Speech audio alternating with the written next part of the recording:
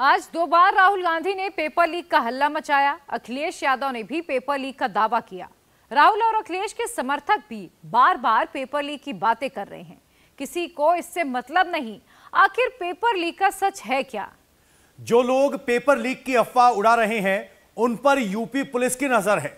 जिन लोगों ने paper leak कराने की कोशिश की वो जेल के अंदर हैं। जिन्होंने पेपर के नाम पर धोखाधड़ी करने की प्लानिंग की वो भी अरेस्ट हो चुके हैं।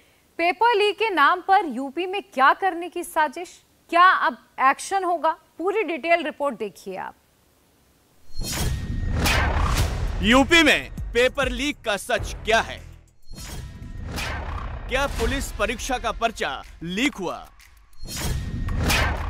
क्या राजनीति चमकाने के लिए पेपर लीक का शोर मचाया गया?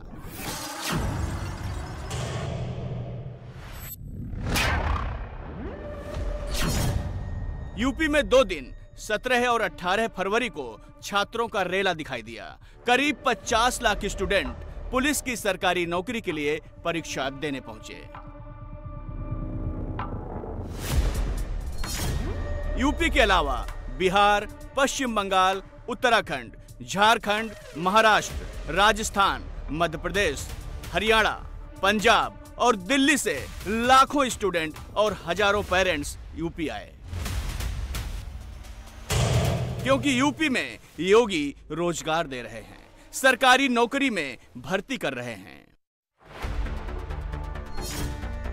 योगी सरकार ने पुलिस में 60,244 पदों पर भर्ती निकाली थी।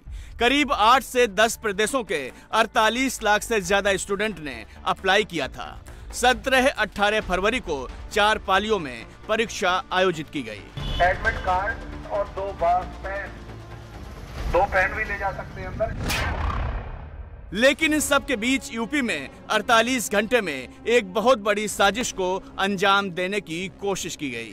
परीक्षार्थी 9:30 तक गेट से एंट्री होगी। सोशल मीडिया से शोर मचाया गया। यूपी का पेपर लीक हो गया। हैशटैग ट्रेंड कराए गए।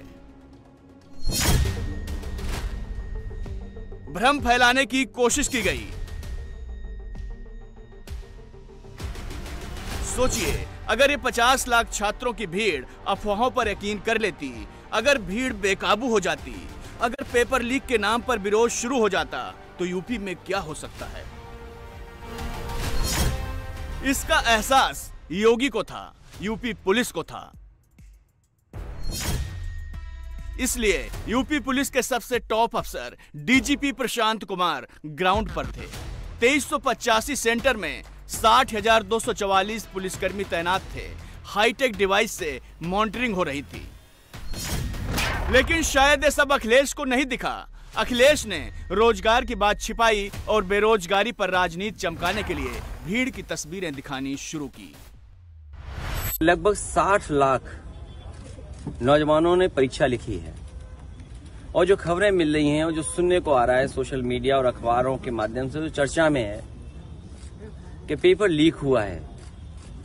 मान लीजिए उसमें 1 लाख बच्चे 100% नंबर पा गए या 10 लाख बच्चे बहुत अच्छे नंबर पा गए, तो क्या सरकार उन सबको नौकरी देगी? और 50 लाख कोई छोटा संख्या नहीं है। उनसे 5 परिवार के सदस्य जुड़े हैं। तो जो लोग कह रहे हैं कि उनकी सरकार में ये सुरक्षित और बहुत ही सुरक्षा कड़ी में परीक्षा हुई है, तो क्या 2.5 करोड़ परिवारों के साथ धोखा नहीं है? और यही 2.5 करोड़ लोग भारतीय जनता पार्टी को उखाड़ सकेंगे। राहुल गांधी भी उसी ट्रैक पर दौड़ पड़े। उन्होंने भी बेरोजगारी का मुद्दा लपकने में देर नहीं की। राहुल ने भीड़ की तस्वीरें लगाई और बेरोजगारी के मुद्दे पर डबल इंजन सरकार पर धावा बोला। भीड़ दिखाने के बाद अखिलेश ने अपने सोशल मीडिया अकाउंट पर पेपर लीक की अफवाह को हवा दे दी। साथ में यह भी लिख दिया कि बीजेपी सरकार युवाओं के सब्र का इम्तिहान न ले। राहुल गांधी तो हाथ में पोस्टर लेकर आ गए और जस्टिस की मांग करने लगे। पुलिस भर्ती परीक्षा के साथ हाल फिलहाल हुई दूसरी परीक्षाओं का भी टेक्स्ट चिपका दिया। राहुल और अखिलेश विपक्ष के बड़े नेता हैं। पेपर लीक की सच्चाई जाने बिना ट्रोल आर्मी की तरह अफवाहों को फैलाना खतरनाक हो सकता था। एंटी मोदी मोर्चा को उम्मीद रही होगी कि पेपर लीक की हवा में ही स्टूडेंट भड़क जाएंगे। 50 लाख स्टूडेंट अगर बेकाबू हो गए तो योगी सरकार के लिए हालात कंट्रोल करना मुश्किल होगा। जगह जगह धरना प्रदर्शन, तोड़फोड़, आगजनी और नौबत दंगों तक की आ सकती है। इससे चुनाव से पहले योगी सरकार के खिलाफ माहौल बनेगा। उन्हें लॉ एंड ऑर्डर पर योगी की घेराबंदी का मौका मिलेगा। योगी विरोधियों की जो स्क्रिप्ट थी वही स्क्रीन प्ले भी दिखने लगा। राहुल ने जिस परीक्षा के पेपर लीक की पुष्टि नहीं हुई उसी पर तमाशा शुरू कर दिया। यहां पे पेपर लीक वाला कोई लड़का है? आ जाओ। नाम क्या है तुम्हारा?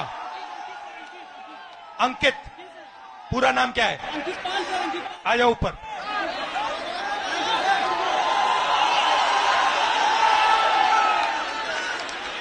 नमस्कार। Thank you sir. कैसे हो? अच्छे हैं सर, अच्छे हैं। आप कितने समय से कौन से पेपर की तैयारी की आपने? सर मैं यूपीपी की तैयारी कर रहा हूँ, 3 साल से इलाहाबाद में हूँ। अच्छा। 3 साल से तैयारी कर रहा हूँ सर। और आपका पेपर लीक हुआ? जी सर, कल मेरा सेकंड शिफ्ट में पेपर था सर। पूरे कॉलेज के हर बच्चों के मोबाइल में पेपर पहले से अलाउ है सर। योगी विरोधी नेताओं ने कैसे सोच लिया कि पुलिस परीक्षा का पर्चा लीक होगा? दरअसल पुरानी हिस्ट्री से उन्होंने इसका अनुमान लगा लिया था कि पेपर आउट होगा, आंसर सीट बाहर निकलेगी, सॉल्वर गैंग सवालों के जवाब छापेगा, पास कराने वाले अपना धंधा करेंगे। लेकिन हुआ कुछ और सारे अनुमान ध्वस्त हो गए। शहर शहर योगी की पुलिस और एसटीएफ अलर्ट पर थी। सेंटर्स पर कड़ी निगरानी थी। सॉल्वर और पर्चा लीक कराने वाले सब धरे गए। ये तस्वीरें जौनपुर की हैं, जहां पर्चा लीक कराकर पास कराने वाले 5 शातिर दबोच लिए गए। गाजीपुर में पेपर लीक की अफवाह फैलाने वाले 8 ठगों को दबोच लिया गया।